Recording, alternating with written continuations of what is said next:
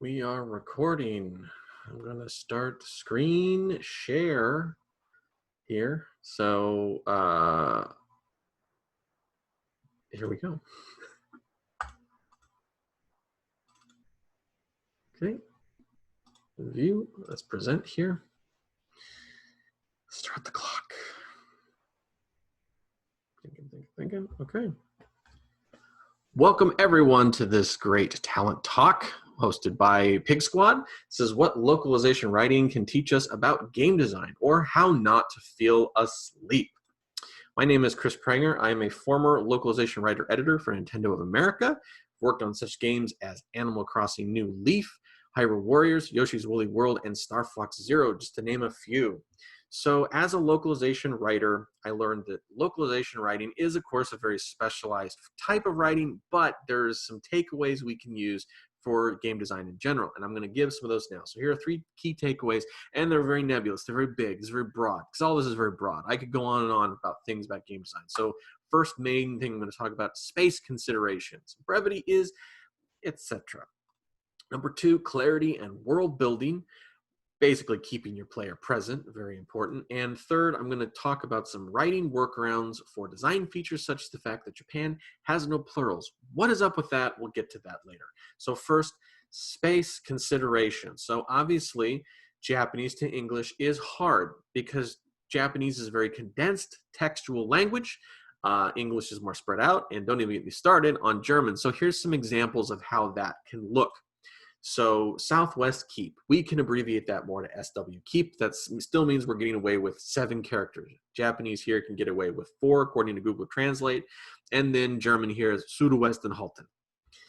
Furthermore, we have Mountain Keep or Mountain Castle now. So Japanese can get that down to 2 characters. We can trim that down to MT. Castle, not elegant. In Spanish, Castillo de Montaña.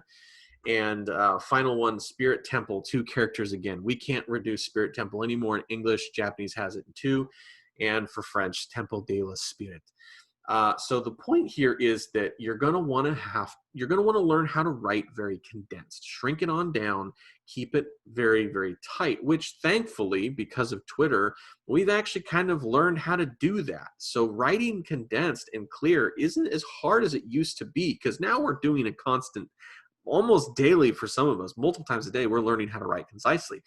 But furthermore, one thing I will talk about is, I show here a couple different languages.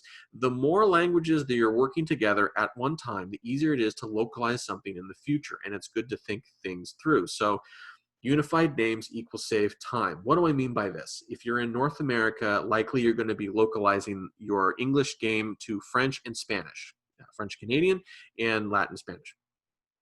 When you do that, one thing I would highly suggest, make sure you have a French speaker and a Spanish speaker on your team.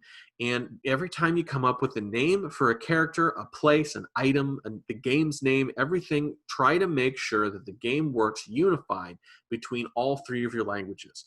This will help you save time in the long run because you will only have to do a legal check on 1 name instead of 3. You only have to make a graphical asset potentially for 1 name instead of 3. Voiced lines, only 1 name instead of 3. So those are just small things. The more you can work together, the better. And you don't want to get caught off guard if you find out that in Spanish your character's main name is actually super offensive and you have to backtrack and try again. You want to make sure that everyone loves your game. So along with these space considerations that you've learned to write tightly, you do need, of course, to watch out for some of these. So frequently seen text. Rule 1, keep frequently seen text short. Kajit has wares if you have coin. Shopkeepers, menu text, start screens, save screens, etc. You get the picture on what you want to keep short and simple. Any message that a player is going to see a lot of, you want to make sure that it's quick and to the point. Anyone who's playing Animal Crossing New Horizons is probably sick of blathers. And anyone who's ever played Animal Crossing has always been sick of blathers. That's the whole point. His name's Blathers. That was, I'm sure, the joke when they first made the game. But you have to hammer that A button to get through him talking about fossils before you can get them identified and then donated and then get out the door. So you want to make sure that if a player has seen text over and over, it is short and to the point.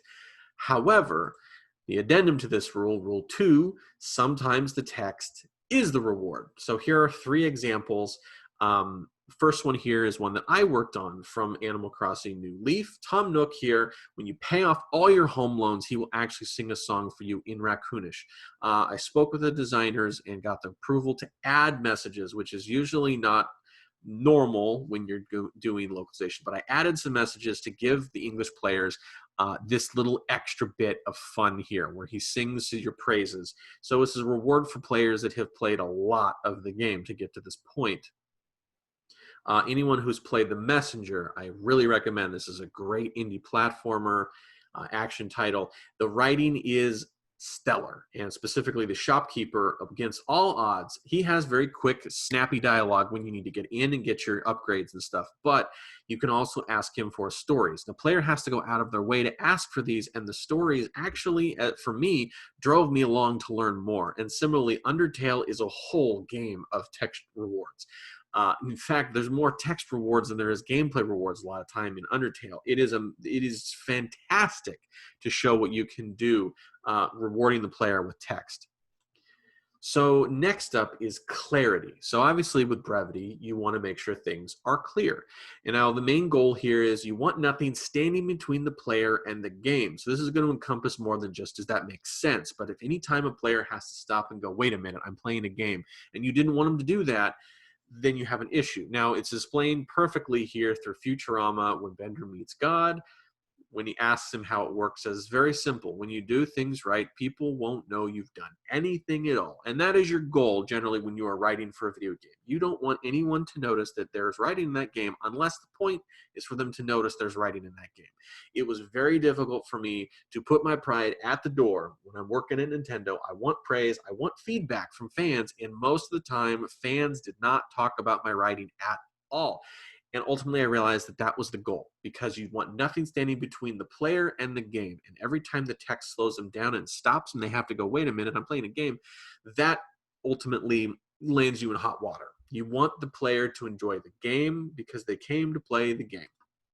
So here's a masterclass in brevity and in clarity. So WarioWare Inc., for those who haven't played, they are games focused on hundreds of micro games, 5-second mini games that ask you to do something very quick. Here is one game here. We know immediately, what is the objective? Pick the nose. What is your fail state? Did not pick the nose. So every single game here is set up. You have 5 seconds to tell your player in 1 word or 2 words maybe what they have to do, and you don't want the player to be frustrated. Play these games, teach you how to write clear, write concise. I really, really recommend that. Because again, you don't ever want a player to stand back and go, wait, I don't understand what I was supposed to do, and get frustrated.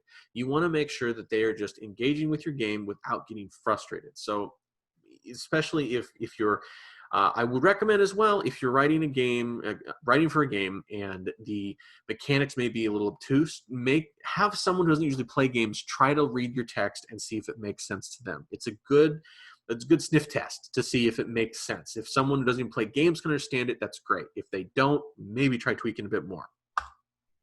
So with clarity comes with world building. So world building done well immerses the player. World building done wrong rips them out of the experience, and suddenly the clarity is gone. So writing timeless is very, very important. Here's one example we all know. I used to be a popular meme, but then I took an arrow in the knee. So for those players who loved Skyrim, this became a meme that suddenly other games started using. And whatever your opinion of memes in games, for me, they ripped me right out of it. And I know a lot of players I've talked to, that happened with them too. Borderlands is one game that me and some of my friends just can't play any of the Borderlands series.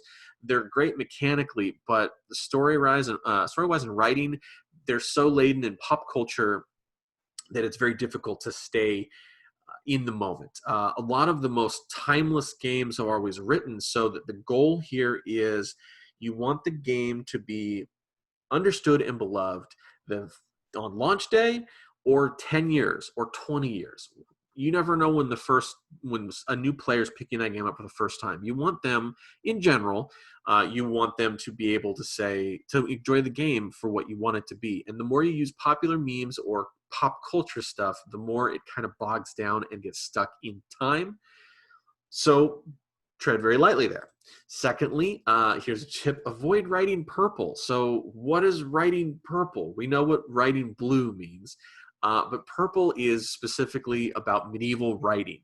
A lot of people here, perfect example here is Frog from Chrono Trigger on the Super NES.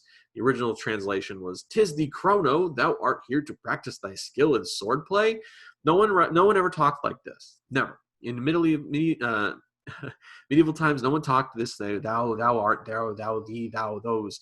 They never said that. It's silly, and unless your goal is to make the player think it's silly, don't write like this, because it will pull some people out of the game, and they will roll their eyes or they'll scratch their heads, and sometimes it will pull them out, and they'll go, "Oh, I'm playing a game, and a writer is trying to do a thing." So be cautious. Play Chrono Trigger and Final Fantasy VI on the Super Nintendo to get a taste of what purple is, and then try to avoid it. You'll notice that Legend of Zelda and Fire Emblem games are in a more medieval setting, but don't write like this. They find a different balance of just keeping it a bit more period accurate.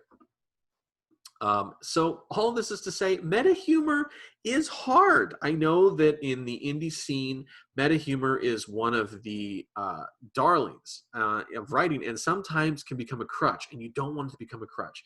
Not everyone can write Deadpool, and thank goodness, because Deadpool is a very, very acquired taste to some people. So you want to be careful in how much you throw in meta humor. Undertale almost slam the door on meta humor in games. It's very difficult to write meta humor and stick that landing. So unless you are prepared for the scrutiny that will happen, because some people will challenge you, they will say you're lampshading too much, be careful is all I'm saying. So those are some tips about world building with clarity so they don't get ripped out of the game. So let's talk finally writing workarounds for design features. So Japanese has no plurals. So your solution here is to get clever, and the bigger solution is to find a common denominator. This is you learn a lot about this when you have to work with brands, and you learn from a legal standpoint how you can't change a brand's, like a trademark. So a Wii Remote or a Me or a 3DS are actually trademarked, and you can't modify that with a plural. So you have to find a way to pluralize this thing without changing the word itself. So for instance here, Wii Remote controllers, Me characters, 3DS systems, consoles, controllers. That stuff is a common denominator for a plural. So here's a couple examples. First one here is from Animal Crossing New Leaf, Labyrinth tours. So in these, you are going to a tropical island. You meet Tortimer, the old tortoise, and he wants to give you these tours. And one of which, this Labyrinth tour, he wants you to bring him a certain number of fruits. So the macro could generate a handful of these. I could get an apple, an orange, a pear, a mango, a peach, cherry, etc. There's a lot of different fruits in the game. So how do I write this? The macro at the time didn't allow for plurals. So what do I do? Well, some people would just say, well, just add an S. Well, apples, oranges, pears, mangoes, it's okay. But peaches and cherries, that bad spelling. People get ripped out of that. So what I do, I found a solution with a common denominator here. Find 5 mango treasures within time limit to be rewarded with medals. It's worked at the time because it's already silly. Players have a certain level of disbelief suspended. Because they're already talking to a turtle and gathering fruit for him. So he's going all in on this island tour theme and saying, "Find me mango treasures." That was my workaround. Similarly here in Star Fox Zero was even more difficult, and I don't know ultimately what the end mission was, but in Sector Gamma, missiles are being fired at a portal, and you have to go shoot them down before they go through the portal and destroy, I think, Corneria. So the problem was this was voiced dialogue, which makes it very, very tricky. We didn't know if there was going to be 3 missiles, 2 missiles, or 1 missile at any time. And furthermore, we had dialogue for when a character is, "Oh, get the guy behind me, Fox." You shoot him down and he goes, "Thanks, Fox. I'm going to go back and take down." Well, wait a minute. It could be 1 missile. It could be 2 missiles or more. What do they have to say that works? Because we couldn't add the plural. So it was, "I'm going back on missile duty." It seemed silly. We had a lot of laughs about missile duty. I'll tell you what. And I don't know, again, what the ultimate final game product might have been completely different. But that was the workaround at the time. So again, find that common denominator. If you're trying to work around with plurals, you don't know how many things in there. You can save a lot of dialogue windows that same way. So with that, I thank you for this. My time is up, and I am done. Thank you, Pig Squad, for letting me do this talent talk. Enjoy the rest of your talent talks, everybody. If you want to contact me for any reason, you can find me on Twitter at @TheChrisPranger or thechrispranger@gmail.com. If you want to email me, I am open to working on anything and even just giving feedback. I'd love that. So thanks again to everybody, and enjoy the rest of the talent talks. Okay, I think that could work. That could work. Yes.